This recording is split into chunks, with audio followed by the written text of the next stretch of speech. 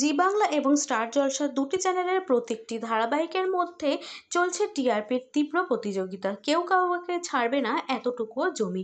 জি বাংলা ধারাবাহিকগুলি বর্তমানে রাজত্ব করছে টিআরপির তালিকায়। জনপ্রিয়তার প্রথম তিনটি স্থানে রয়েছে নিমফুলের মধু, জগদ্ধাত্রী এবং ফুলকি। যদিও গত সপ্তাহ ধরে টিআরপি তালিকার শীর্ষে রয়েছে নিমফুলের মধু, তবে বর্তমানে শোনা গেছে একটি বড় খবর। বেঙ্গল টপার হওয়ার জন্য এক সময়কার বেঙ্গল টপার ধারাবাহিককে অনুকরণ করছে বর্তমান সময়ের টপার ধারাবাহিক। সম্প্রতি এই সংবাদ ঘিরে আলোচনা ছড়িয়ে পড়েছে নেট দুনিয়ায়। এক সময়কার বেঙ্গল টপার ধারাবাহিক জি বাংলার মিঠাই টিআরপিতে একাই দাপটের সঙ্গে রাজত্ব করে গেছে। এই ধারাবাহিকটি প্রায় 56 বার টিআরপিতে শীর্ষস্থান অধিকার করেছে মিঠাই। তবে জানা যাচ্ছে এখন মিঠাইয়ের কাহিনীকেই ধার করে চলছে বর্তমান সময়ে ধারাবাহিকগুলি।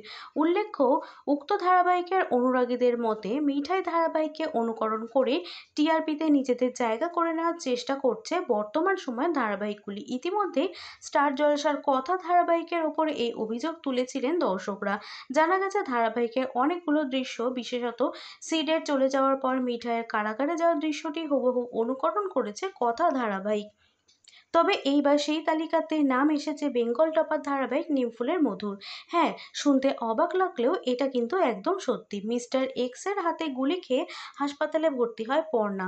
তারপর গোটা দত্ত পরিবার একত্রে পর্ণার জন্য গান করে। দত্ত পরিবারের ভালোবাসার কারণেই প্রাণ ফিরে আসে পর্ণার। ধারাবাহিকের এই দৃশ্যটিও, যেটি দেখে অনেকেরই চোখে জল এসেছিল, শুনতে অবাক লাগলেও ধারাবাহিকের এই দৃশ্যটিও অনুকরণ করা হয়েছে মিঠাই থেকে। মিঠাই দুর্ঘটনার পর সিড সহ গোটা মোদক পরিবার হাসপাতালে চলে আসে মিঠাইয়ের সঙ্গে দেখা করতে, কিন্তু ডাক্তার জানিয়ে দেয় মিঠাই শারীরিক অবস্থা মোটেই ভালো নয়। তখন গোটা মোদক পরিবারের জন্য গান করে হাসপাতালে।